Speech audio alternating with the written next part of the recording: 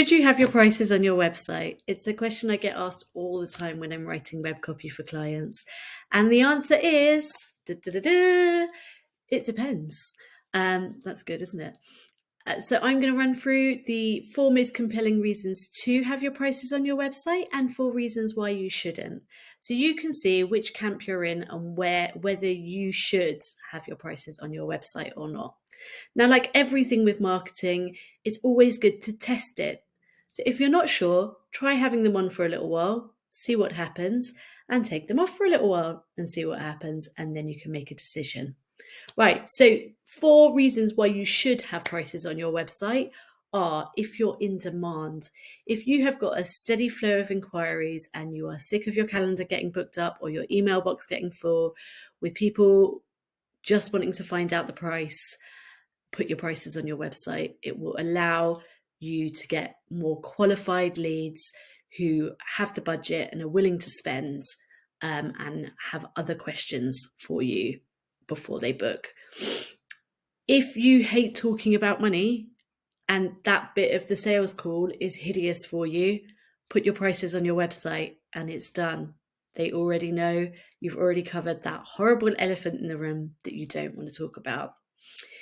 If you have low ticket items, so kind of no-brainer products, if you've got a product that's over $1,000, you might not want to put your price on your website. There might be a little bit more involved before somebody's willing to commit.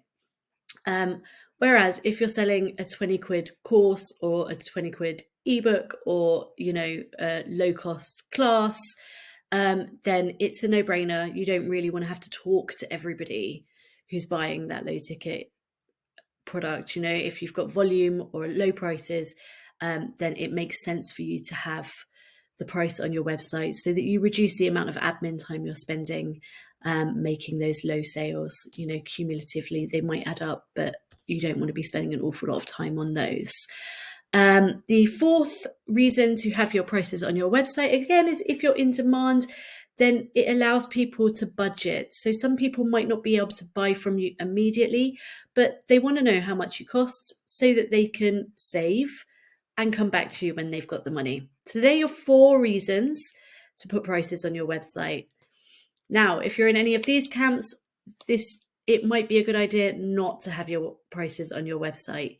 So if what you're selling changes depending on the individual client or their needs, and you need to have a conversation with them first to kind of put together a bespoke package or program, then don't put your prices on your website.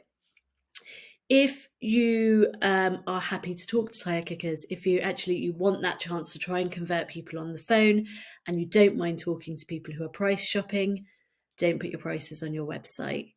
If your website or your copy is not doing the selling for you, so it's not up to scratch and your brand presence, your marketing isn't really establishing you as an authority, and your product isn't like, I've visited your website, I've read it all, I'm like, yes, I'm in. Don't put your prices on your website. Fix your copy and your website first, sort your marketing out, and then you'll be in a position to have those kind of automated sales. But if your website's not ready, keep your prices off. If your booking process requires a call anyway, then you might decide not to put your prices on your website to encourage more people to book that call. So that kind of ties in a little bit with the first one, where your packages might differ. But even if your packages are the same for everybody that calls you, but they're a bit higher ticket or they need a bit more cajoling to get people over the line, then I would say don't put your prices on your website. So I hope that helps you feel a little bit clearer about whether prices on or prices off are best for you. Let me know in the comments what you think and if you've got any further comments.